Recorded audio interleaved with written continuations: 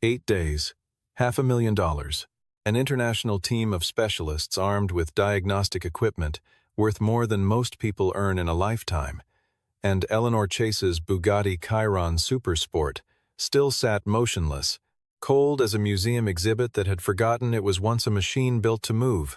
No sound, no signal, no explanation that held together past sundown.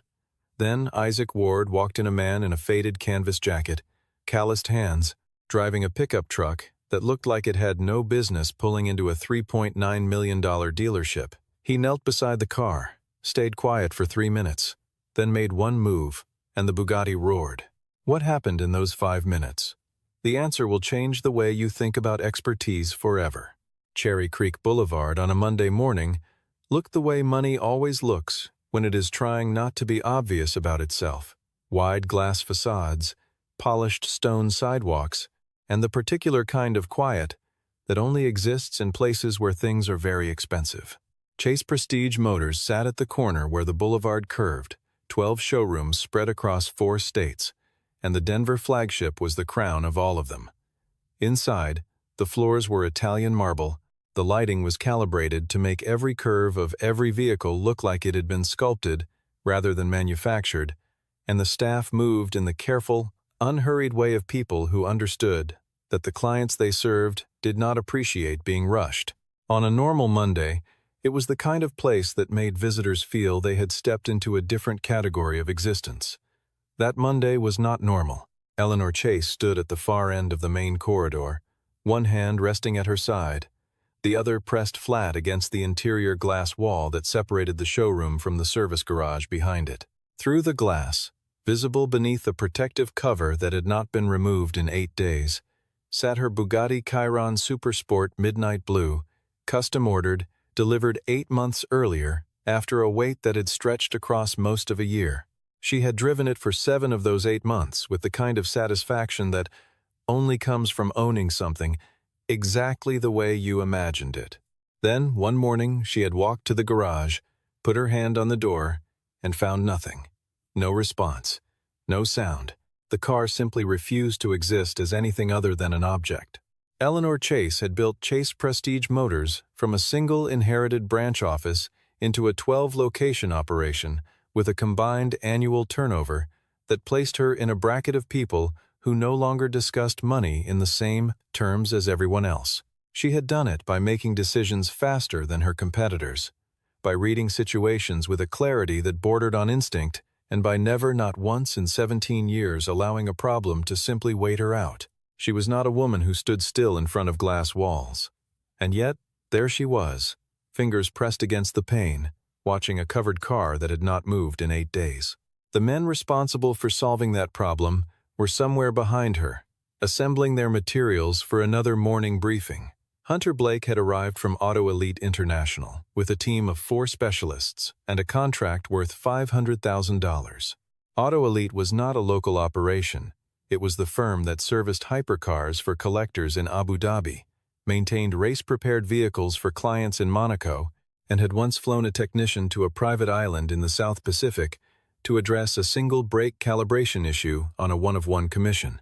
Hunter Blake himself had more certifications framed on his office wall than most mechanics had tools in their shop. He was, by every conventional measure, exactly the kind of person you called when the problem was too large for anyone else. The Chiron Supersport had been delivered with a full manufacturer's documentation package and a service history that was, as of 7 months in, completely clean. No unusual readings, no warning flags, no behavior outside normal parameters. Then, on an ordinary Thursday morning with the temperature in Denver sitting at 31 degrees Fahrenheit, the car had simply refused to start. Not a gradual failure, not a warning light the day before. The engine management system reported no faults. The battery read normal. Every individual system, when interrogated separately, answered correctly. The car was, by every measurement the diagnostics could perform, perfectly fine. It simply would not run. The 8 days that followed were a lesson in what happens when certainty meets a problem it cannot categorize. Hunter Blake had walked into Chase Prestige on day 1 with the particular confidence of a man who has solved harder problems in worse conditions. And that confidence had not yet left him, but it had changed texture. It was harder now, more defended, the kind of confidence that stops being a product of success and starts being a product of pride.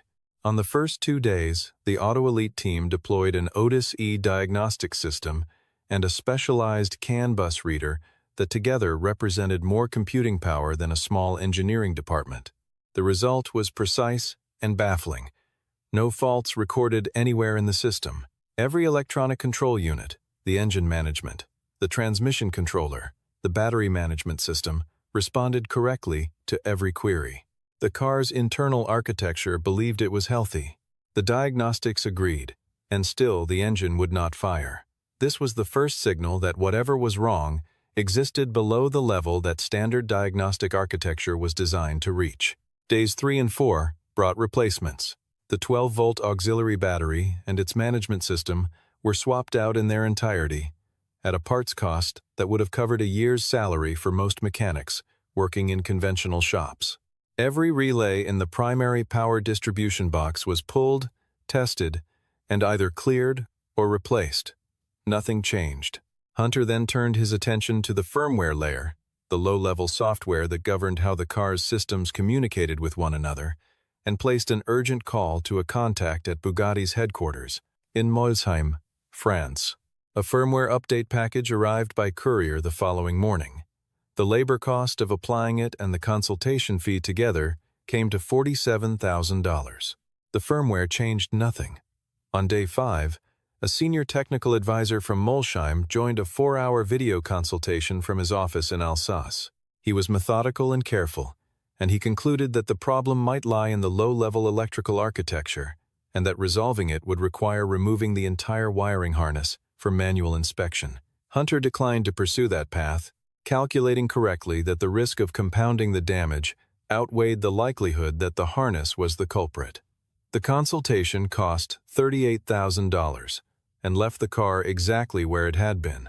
Days 7 and 8 brought the central control unit replacement and a complete manual inspection of every fuse and connector accessible from the engine bay. On day 7, Logan Pierce, the youngest member of the Auto Elite team, a man who had spent 4 years working on Formula 2 support vehicles before Hunter recruited him, had raised his hand in the morning briefing and suggested a secondary ground check. He had phrased it carefully, as junior members of teams led by senior specialists learned to phrase suggestions that contradict established procedure. Hunter had given the proposal 10 seconds of consideration and dismissed it. The primary ground points had been checked on day 1. Ground failures were elementary. This was a Bugatti Chiron Supersport, not a vehicle where elementary failures went undetected for 8 days. What Hunter did not know, what no one in the room knew except the car itself, was that Logan was pointing at the right location and the wrong justification. He was close. He was not close enough. On the morning of day 9, Hunter Blake stood in the Chase Prestige conference room in front of a whiteboard covered in system diagrams and color-coded fault trees and delivered a briefing that was technically impressive and practically empty. The next step, he explained, was a full removal of the primary junction board, a process that would take between 5 and 7 additional days and incur an additional $120,000. Eleanor Chase listened to the entire presentation without moving. When Hunter finished, she stood up from her chair, closed the folder in front of her, and said 4 words, "I'll give you 24 hours." Then she walked out. Logan Pierce did not follow the rest of the team back to the garage immediately. He stood at the window and watched the parking area below. A dark blue Ford pickup had turned in through the service entrance, a vehicle with the kind of wear on it that suggested it had been working for a long time and had no plans to stop. On the passenger door, in small block letters that had been repainted at least once, were the words, "Ward Automotive General Repair." The pickup did not belong at Chase Prestige Motors. That was obvious to anyone who looked at it, and several people did the parking attendant who waved it toward the service bay out of habit rather than recognition, the receptionist who looked up from her desk when she heard the unfamiliar engine note, and the junior technician who saw it pull in and assumed it was a delivery gone wrong. It was, in fact, exactly that. Eleanor's logistics coordinator had been searching for an emergency parts transport service the previous afternoon and had dialed Ward Automotive by mistake. The listing sat 3 lines above the correct number in an old vendor directory that should have been updated months ago. Isaac Ward had taken the call, confirmed the address, loaded the parts into the back of his truck, and driven out the following morning without attaching any particular significance to the errand. Isaac Ward was 43 years old, and he looked it in the way that men who have worked with their hands for a long time tend to look their age not diminished by it, but marked by it. His hair was dark with gray at the temples. His jacket was canvas and had been washed enough times to lose its original shade, and the way he moved suggested a man who had spent a great deal of time in spaces where economy of motion mattered more than appearance. He carried the parts box under one arm and held the delivery paperwork in his free hand. And when he pushed through the service entrance of Chase Prestige, he took in the space around him with the flat, comprehensive attention of someone whose eyes had been trained to read environments rather than simply observe them. He was walking toward the service desk when he passed the mouth of the main garage bay and saw, through the opening, the tail end of a covered vehicle. A section of the protective sheet had shifted, exposing the rear quarter panel and the exhaust assembly. Isaac Ward slowed his pace. He did not stop. He did not change direction. He looked at the visible section of the car for approximately 2 seconds, then continued walking. But something in his bearing had altered in those 2 seconds, a very slight stillness, the kind that comes not from hesitation, but from recognition. He found a junior technician at the parts desk, set the box down, and began going through the handover process when Hunter Blake appeared at the far end of the bay. Hunter had come back to the garage after the conference room cleared and was standing near the main diagnostic station, reviewing the previous day's printouts. When he saw Isaac, a man he did not recognize, carrying a box, wearing clothes that did not belong in this particular facility, he addressed the nearest staff member without lowering his voice, who let this person into the technical area. "I've asked for restricted access during the consultation period." It was not hostility. It was something more efficient than hostility, the administrative dismissal of a variable that did not fit the current framework. Isaac did not react to this. He finished reviewing the delivery paperwork, waited while the technician located a signature, and then turned to leave. He passed the entrance to the main bay a second time, and this time he stopped, not for long, 3 or 4 seconds. He was looking at the covered car. More specifically, he was looking at the section of the exhaust assembly that the shifted cover had exposed, and he was reading something in it that was invisible to everyone else in the room. He asked the technician standing nearest to him a single quiet question. "What's wrong with it?" The technician gave him the short version: wouldn't start. 8 days. Specialists from out of state. No resolution yet. Isaac nodded. He thought for a moment. Then he asked, "What month was it delivered?" The technician didn't know. Isaac nodded again, as though the question had been answered anyway, and walked toward the exit. He was 5 steps from the door when Eleanor Chase came through it, moving at her usual pace, the pace of a person who had already decided where she was going before she started walking. She saw Isaac, assessed him in the space of a breath, and looked at her coordinator. After a brief explanation of the mistake, she looked at Isaac with the polite, impersonal efficiency of someone closing an open variable. "Thank you for coming. Someone will see you out." Isaac had half-turned toward the exit when Hunter Blake arrived at the entrance to the bay, drawn by the shift in the room's attention. He looked at Isaac with the particular expression of a man who has spent years being the most qualified person in any given room and has begun to mistake that pattern for a law of nature. He was waiting for Isaac to leave first. Isaac did not leave. He looked at the covered Bugatti, then back at Hunter Blake, and said with the tone of a man making an observation rather than a challenge, "Have you checked the secondary ground point behind the BMS module?" Hunter's response was immediate, polished, and comprehensive. He listed the diagnostic systems deployed, the components replaced, the firmware update, the Molsheim consultation, the total hours logged by his team, a recitation delivered with the smooth authority of someone who has delivered it before and expects it to end the conversation. He concluded, ground integrity was verified on day 1. This is a Bugatti Chiron Super Sport. It isn't a question of overlooking something basic. He did not raise his voice. He did not need to. The implication was structured into every word. Eleanor was watching. She had not moved toward the exit, and that itself was information. Isaac looked at Hunter Blake for a moment, then said, "Which ground point?" Hunter's response came a half-second too late. The standard, primary points. Everything accessible from the main service diagram. Isaac waited another moment, as though giving the answer time to settle, then said, "There's a secondary point that doesn't appear on the standard diagram. It's behind the BMS module, inside an auxiliary compartment that was added for a specific production variant. If this car is the one I think it is, that point exists, and it won't show up on any diagnostic you ran, because the systems don't know it's there to check." Hunter's jaw shifted slightly. That's a significant claim from someone who came in to drop off a parts order. Eleanor did not look at Hunter when she spoke. She looked at Isaac and asked, "From where?" Isaac answered quietly, "I spent 11 years at Molsheim. Final position was lead calibration engineer for electrical architecture. My group handled bespoke production specifications for the Chiron Supersport and Devo variants." A pause that lasted 2 seconds. "I signed the documentation for this car's production configuration the week before I gave notice." The room did not go loud. It went in the other direction. Hunter Blake's expression did not collapse. Men who have stood in front of high-net-worth clients in difficult situations develop a kind of structural rigidity that survives most impacts. But something behind his eyes recalibrated.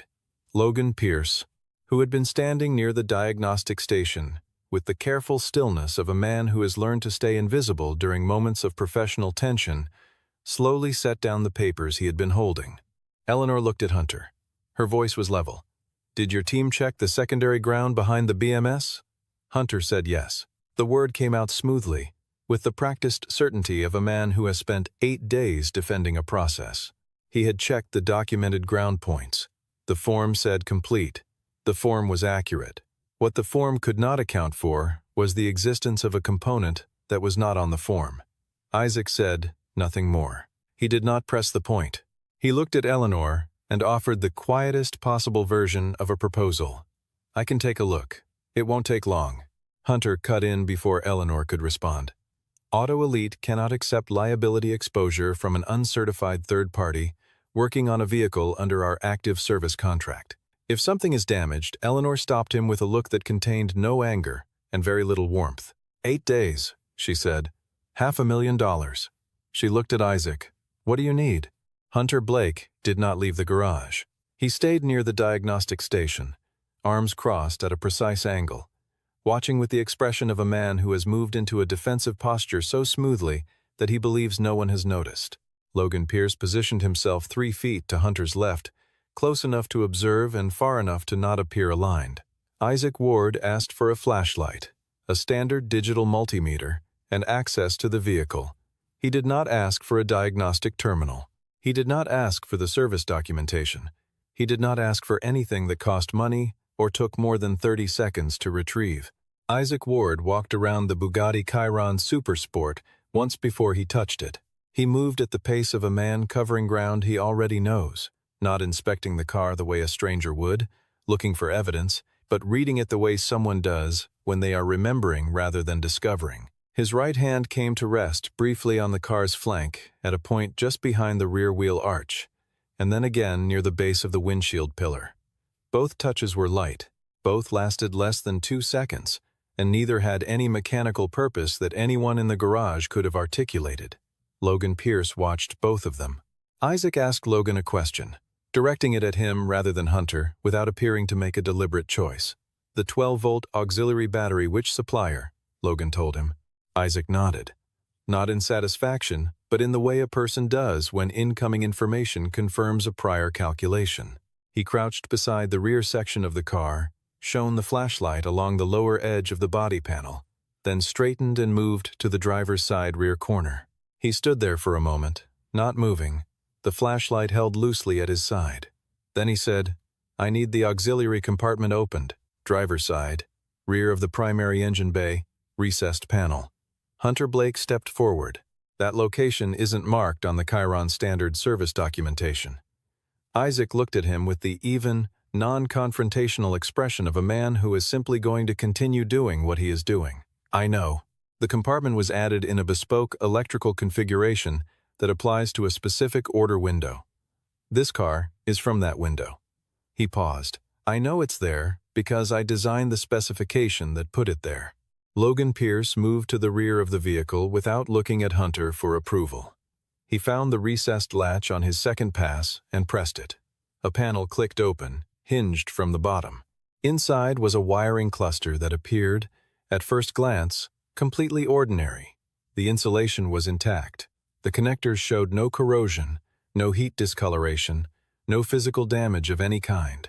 Hunter looked at it from a distance, and his posture shifted almost imperceptibly, just enough to suggest that he had expected to see something and had not. Isaac took the flashlight and directed its beam at the terminal end of the ground lead where it seated into the connector block. He held it there for 4 seconds. Then he placed the multimeter probes, one on the ground lead, one on the chassis reference point, and looked at the reading. He looked at it for a long time, not because the number required study, but because he wanted to be certain of what he was seeing before he said anything. Then he stood and held the multimeter display toward the room. The resistance figure it showed was not catastrophic. It would not have triggered a fault code, would not have illuminated a warning light, and would not have appeared on any automated diagnostic report as a problem. But it was elevated above the threshold that the Chiron start-enable circuit required. Not by much, by enough. Logan Pierce looked at the reading and was quiet for a moment. Then he said, almost to himself, temperature dependent. Isaac looked at him. The conductor has a micro-crimp at the insertion point, a partial compression of the core wire that doesn't break contact, but increases resistance. In cold ambient conditions, Denver mornings in this season run between 28 and 33 degrees Fahrenheit. The metal contraction is enough to push the resistance above the start-enable threshold. By midday, when the garage warms up, the expansion brings it back down. He paused. That's why every diagnostic your team ran came back clean. You were running them indoors, at operating temperature. The fault only exists at cold soak. Hunter Blake said nothing. There was nothing in his professional vocabulary designed for this particular moment, a moment where the problem had been identified, the mechanism explained, and the explanation was correct. Logan looked at the meter reading, then at Isaac, then at the floor in front of him. The junior technicians at the back of the garage had stopped pretending to work on other things. Isaac set the multimeter on top of the closed panel, straightened his jacket, and said, I'll need a 16-gauge jumper wire and a pair of ring terminals. I have them in the truck. He said it the way a person says a thing that is going to happen, as distinct from a thing that requires permission. He came back from the truck 2 minutes later, carrying a small red toolbox that looked as though it had been in service since before some of the Auto Elite team had started school. Inside, a coil of 16-gauge wire, a crimp tool, a small sheet of fine grit abrasive paper, a pair of ring terminals, and the multimeter he had already returned to the case by habit. Hunter Blake had used those 2 minutes to say something to Eleanor in a low voice near the service bay entrance. Eleanor had listened without responding. When Isaac came back through the door, she was standing where she had been standing before. Isaac set the toolbox on the floor beside the open panel and worked in the way that people work when the action is familiar enough to have become physical memory rather than conscious procedure. The first thing he did was cut the end of the compromised ground lead cleanly, removing the section that contained the micro-crimp. He used the abrasive paper to clean the surface of the connector block's terminal point. Not quickly, not slowly, but at exactly the pace required. He measured the new section of wire against the gap, added 3 centimeters for the loop, and cut. He seated the first ring terminal in the crimp tool, positioned the wire, and applied pressure 1 clean compression, checked by hand, checked again with a slight pull. He measured the resistance at the new connection. The multimeter returned a reading that was 17 times lower than what it had shown 3 minutes earlier. He connected the jumper wire from the secondary ground point to the nearest chassis anchor, a bridge, temporary, sufficient. The connection took 40 seconds. He closed the crimped terminal with a second check, confirmed the seating of both ends, then straightened up and looked at the open panel for a moment before closing it. The latch engaged with a small, definitive sound. He stood, picked up his tools one at a time, and placed them back in the red box, and closed the lid. Then he looked at Eleanor Chase, nodded once, barely a gesture, and walked to the driver's door of the Bugatti Chiron Supersport. He did not ask for permission. He did not announce what he was about to do. He simply opened the door, sat down in the driver's seat, and settled into it with the ease of a man occupying a space he has occupied before. The interior of the Chiron closed around him, the leather, the carbon fiber, the instruments in their precise arrangements. His left hand rested on his thigh. His right hand moved to the start button. He pressed it. The sound that followed was not what the word roar suggests in common use, something violent or sudden. It was deeper than that, and more controlled. The sound of a 16-cylinder engine, with 4 turbochargers coming to life, in a space designed to contain exactly that much power. It was the sound of the machine doing what it had been built to do, and had been unable to do for 8 days. It filled the garage the way a particular frequency fills a room, finding every corner, registering in the chest rather than just the ears. Isaac Ward let the engine run for 15 seconds, long enough to confirm that the idle was stable, that no secondary faults had been triggered by the restart sequence, that the temperature readings were climbing as they should. Then he turned the engine off, placed his hand on the door frame, and stepped out. He put the key fob on the roof of the vehicle and looked at it for a moment without any readable expression. Logan Pierce had closed his eyes during the first 2 seconds of the engine sound.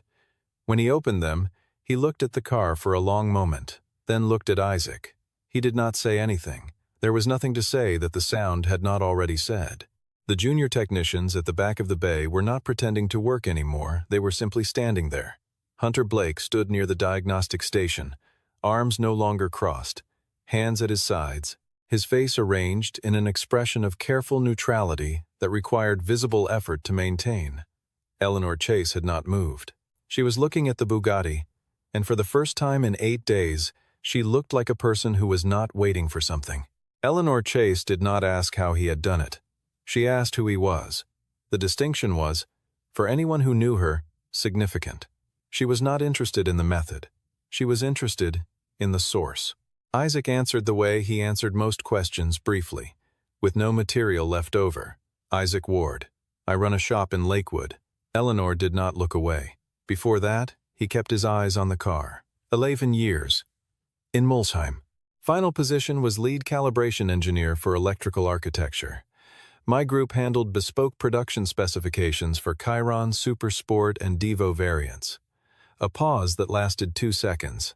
I signed the documentation for this car's production configuration the week before I gave notice. Hunter Blake made a sound that was not quite a word, something between a correction and a reflex, and then stopped himself. He reformulated and said, with the measured tone of a man working to recover the frame of a conversation that had shifted against him. If you were working at Bugatti, why are you operating a general repair shop in the suburbs? It was the right question asked for the wrong reason. Isaac looked at him, not with hostility, not with the satisfaction of a man who has won something, but with the flat attention of someone who is going to answer accurately and briefly. My wife died 5 years ago. I wanted to be somewhere I knew. He did not add anything to this. He did not indicate that it required any particular response. Logan Pierce had his phone in his hand. He had typed 2 words into a search engine, Isaac Ward, Mulsheim, and the first result had come back in under 2 seconds. He turned the screen toward Hunter without saying a word. The result was an article from Automotive Engineering International, dated 4 years prior, discussing advances in low-voltage electrical architecture for limited production hypercars. The byline read, Isaac Ward, lead calibration engineer, Bugatti Automobiles SAS. There was a photograph, a younger version of the man currently standing in the garage, taken in an environment of considerable industrial cleanliness, standing beside what appeared to be a wiring harness prototype. Hunter looked at the screen for 3 seconds, and then looked away. Hunter made one more attempt, the attempt of a man who is not willing to concede the full territory even when the main position has been taken. He said, with technical accuracy, that the bridge wire Isaac had installed was a temporary measure, that the car required proper repair through an authorized service facility, that the correct fix was a full replacement of the compromised wiring section using factory-approved components, and that operating the vehicle in its current state was not formally sanctioned by the manufacturer. Every one of those statements was true. Isaac said, He's right. Hunter's expression did not change, but the quality of his stillness shifted. Isaac continued. That's a bridge solution. The compromise section needs to be replaced. The factory kit includes the correct gauge wire and a pre-terminated connector matched to the original spec. Bugatti will ship it from Molsheim on a 3 to 5 business day lead. Until it arrives, the car runs safely, but it shouldn't be driven hard. He looked at Eleanor. I'd recommend calling Molsheim directly and referencing the production sequence number. They'll know which kit. Eleanor was looking at him with the expression of someone assembling a picture from components that had previously appeared unrelated. She said, "How did you know this was the right car? You saw 2 seconds of the exhaust through a shifted cover." Isaac answered. The exhaust assembly on the bespoke electrical variant has a modified bracket at the collector junction, a small geometry change to accommodate the routing of the secondary ground harness. Standard Chirons don't have it. I recognized it. I also read the last 4 digits of the production sequence from the stamp on the bracket, and those digits fall within the run I was working on when I left. He paused. It's a small thing to notice if you put it there. The garage was quiet in the specific way that spaces become quiet when the people in them are processing something at a rate faster than conversation allows. Logan Pierce looked at Isaac with the expression of a man who has spent 4 years working for someone who dismissed his best instinct on day 7 and is doing the arithmetic on what that cost. The conference room at the end of the east corridor had not changed in 8 days. The same whiteboard, the same fault tree diagrams that Hunter's team had added to incrementally as the problem resisted resolution, the same view through the window of the courtyard where the delivery vehicles parked. Eleanor sat in the same chair she had occupied during every previous briefing. Hunter Blake stood, which was his instinct in situations where standing gave him a marginal advantage in posture, if not in argument. He made his case carefully, and it was not entirely without merit. His team had operated on the information available to them. Bugatti's documentation for third-party service providers did not include specifications for bespoke configurations, a structural limitation of the manufacturer's information sharing policy, not a failure of Auto Elite's research process. The secondary ground point existed in a compartment not marked on any service diagram accessible through official channels. Given the information they had, the procedure they followed was correct. The firmware replacement, the BMS work, the control unit swap, all of it was legitimate diagnostic response to a problem that presented with no discernible root cause. Eleanor listened to all of it. She was good at listening. It was one of the tools that had built her business. She let him finish and then said, "Did you ask me for the car's full order history before you began?" Hunter said he had requested the standard manufacturer documentation. Eleanor said, "I have the complete bespoke order specification on file in this building. If someone had asked me for it on day 1, it would have taken my coordinator 20 minutes to retrieve it." Hunter said that requesting customer documentation was not standard Auto Elite procedure on initial engagement. Eleanor said, "That tells me something." She continued in the same level tone, without sharpening it. "On day 7, one of your team members suggested checking the secondary ground." Hunter started to respond. She finished, "You dismissed it, not because the procedure had already been done correctly, but because you had defined the scope of the problem in a way that made the suggestion seem redundant. You were solving the problem you expected, not the problem that existed." Hunter said that, without the correct documentation, the scope he defined was the reasonable one. Eleanor said, "You were brought in to solve an unreasonable problem. Reasonable scope is not the right tool for that." The conversation continued for another 12 minutes. Hunter made several more attempts to reframe the situation around liability, around information asymmetry, around the technical legitimacy of his team's process, and each of them was accurate enough that Eleanor could not simply dismiss them. But she did not need to dismiss them. She was trying to understand what had happened, and she had understood it before the conversation began. Hunter had entered a situation he did not fully understand, operated according to frameworks that did not apply, dismissed the one instinct from within his own team that pointed toward the answer, and when confronted with a man who knew the answer, deployed his professional credentials as a reason to disregard what that man was saying. All of this had cost Eleanor Chase 8 days and $500,000, and all of it had a rational explanation that Hunter could defend point by point. The rationality of the explanation was, Eleanor had come to understand precisely the problem. She ended the meeting by saying that Auto Elite's contract would be honored in full. The payment would be processed by end of business. She would not be renewing the engagement, and she would not be providing the referrals that had been part of the informal understanding when the contract was signed. She said none of this with visible satisfaction. It was information, delivered professionally, without performance. Hunter Blake picked up his folder and left the room. Logan Pierce was not in the conference room.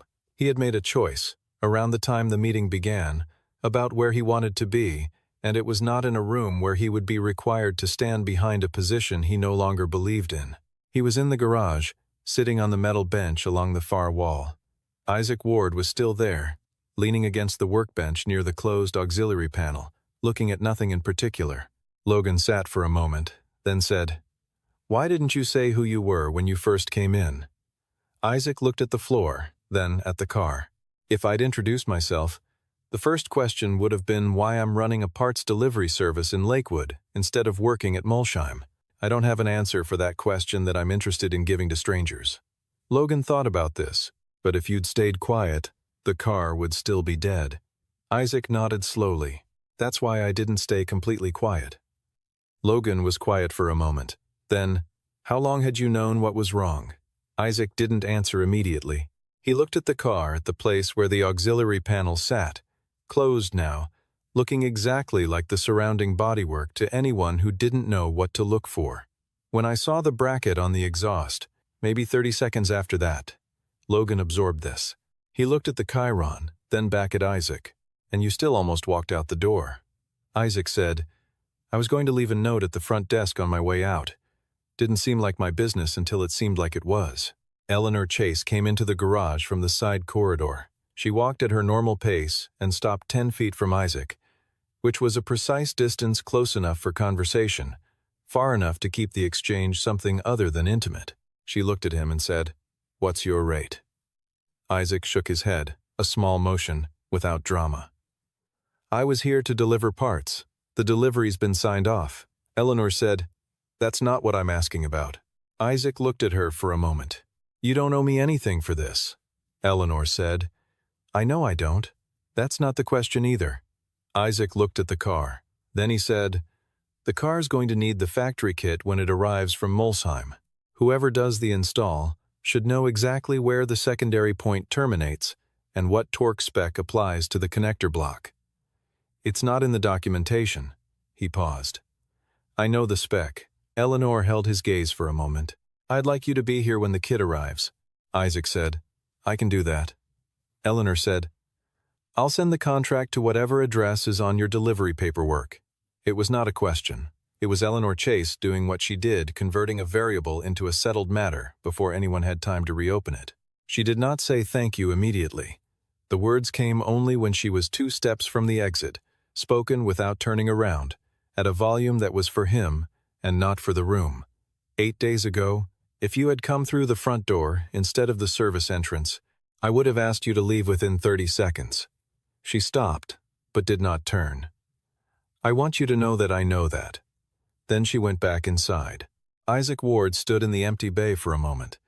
Logan Pierce had already moved toward the exit, giving the space back to whatever silence it wanted to hold. Isaac picked up his red toolbox from the floor, checked the latch, and walked out through the service entrance to where his truck was parked. He put the toolbox behind the seat, started the engine, and pulled out of the Chase Prestige Motors service lot onto the back street that ran behind the boulevard. The morning had warmed in the way Denver mornings do when the sun clears the foothills quickly, without ceremony. He drove with the window down and the radio off. On the seat beside him, the multimeter sat in its canvas case. The leads coiled neatly, the way he always coiled them at the end of a job. The drive back to Lakewood would take 22 minutes. He knew a route that avoided the main roads. Behind him, in a garage on Cherry Creek Boulevard, a Bugatti Chiron Supersport was ready to run.